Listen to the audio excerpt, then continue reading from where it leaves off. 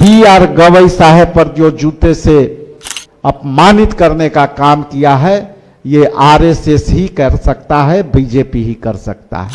एक न्यायाधीश जो सर्वोच्च न्यायालय के न्यायाधीश के ऊपर जिस तरह से उनको जूते फेंक करके अपमानित करने का काम किया गया है, उसके लिए निंदा शब्द से भी बड़ा शब्द हमारे पास होता तो वो भी बहुत छोटी होती। देश के संविधान बाबा साहेब के मूल्यों के आधार पर न्यायपालिका, कार्यपालिका और विधायी पालिका, ये तीनों पर निर्धारित है।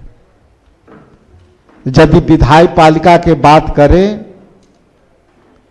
तो जनप्रतिनिधि अपने अदालत में जाकर के अपनी भावना को कर करके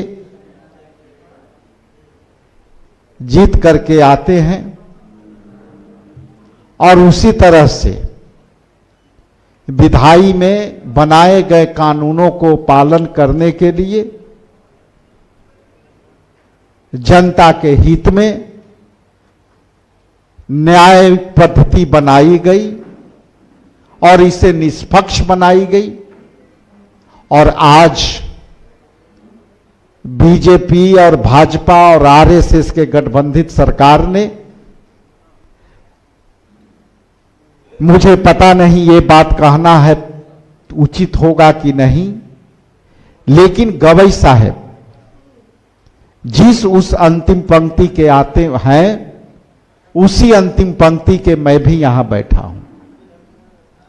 और जब मैं ये बातें कह रहा हूं तो मुझे सीधा सीधा एहसास ये हो रहा है कि आज भी दलितों के लिए देश की सबसे सर्वोच्च संस्था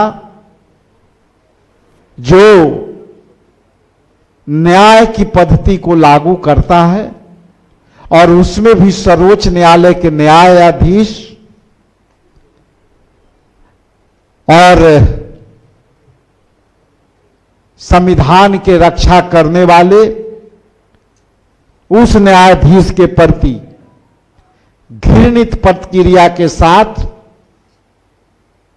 आरएसएस के एजेंडों के साथ B.R. गवई साहब पर जो जूते से अपमानित करने का काम किया है, ये आरएसएस ही कर सकता है, बीजेपी ही कर सकता है।